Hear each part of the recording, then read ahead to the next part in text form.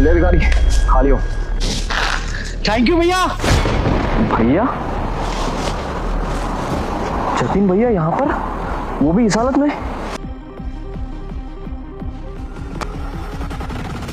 भैया आप इतनी सर्दी में ऐसे सड़क पे सो रहे, ठंड नहीं लग रही आपको? और आपका घर बार नहीं है क्या? घर है, बहुत बड़ा घर है, और हमारा अपना परिवार भी है, लेकिन परिवार में कोई अपना मानने को तैयार ही नहीं है हमें। बस इसलिए सड़क पे सोना पड़ रहा है। जब हम 18 साल के हुए तो हमारे माँ और बाबूजी हमें छोड़ के चले गए, और पीछे छोड़ गए हमारा 12 साल का भाई। हमने पूरा जीवन उसके नाम कर दिया भैया। उसको पढ़ाने लिखाने में अपनी पढ़ाई नहीं पूरी करी। हमें बोला कि भैया गाँव में क्या करिएगा, हमारे साथ चलिए ना शहर, आप भी तो हमारी दुनिया देखिए। शहर ला के हमें बोला कि भैया आपको कुछ भी नहीं करना, बस आप हमारे साथ भैया, हमारी नज़रों से ये दुनिया देखिए कि दुनिया कितनी खूबसूरत होती है। फिर उसका उम्र हो गया तो हमको एक लड़के से मिला कि भैया हम इसको बहुत प्यार करते हैं, इसी लड़की से शादी करेंगे। हमने कहा ठीक है, छोटे की परवरिश में हमने कोई कमी नहीं रखी है तो इसका शादी में भी कोई कमी नहीं लगेंगे। उसकी बहू के लिए हमने गहने बनवाए, और इतने गहने बनवाए जिसकी कल्पना उसने कभी नहीं की थी। दरअसल गाँव में हमारी बहुत सारी ज़मीन थी, हमने सब बेच दिया। हमने कहा जब यहाँ पर रहना ही नहीं है तो उन ज़मीन का हम करेंगे क्या? अरे गहना बनवा लेंगे तो कम से कम बहू के काम तो आएगा। बस इसीलिए हमने वो सारे गहने बनवा के उसकी बहू को दी थी।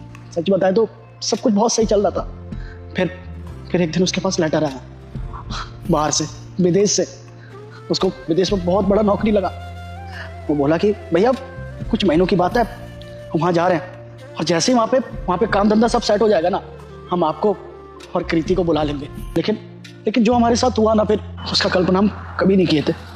बेटा मैं संकट मोचन हनुमान हूँ, मैं तेरे सभी संकट दूर कर दूंगा। तू इस वीडियो को लाइक करके चैनल को सब्सक्राइब कर ले और कमेंट में जय श्री राम लिख दे। चल निकल जा मेरे घर से, और वापस ना इस घर में मत आइयो। चल दफा यहाँ से। जीवन में इतना सब कुछ गवा चुके हैं ना कि और कुछ हमारे पास गवाने के लिए बचा ही नहीं।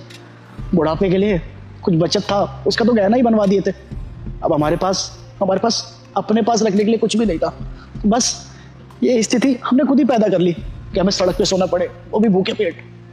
इसीलिए जहाँ मन करता है वहाँ लेट जाते हैं। कोई दे जाता है आपकी तरह खाना तो खा लेते हैं, वरना 2-2, 3-3 दिन हो जाता है, कुछ नहीं खा पाते। क्या पता भैया आपका भाई भी आपको ढूंढ ही रहा हो और आप मिले ना हो। अरे बहुत बोले हैं भैया आपको सच में लगता है कि हमारा भाई हमें ढूंढ रहा होगा? यहाँ ये तो अपार्टमेंट देख रहे हैं ना, इसके पीछे वाले अपार्टमेंट में घर है। अगर वो चाहता तो हमें ढूंढ लेता। बहुत दूर है क्या हम?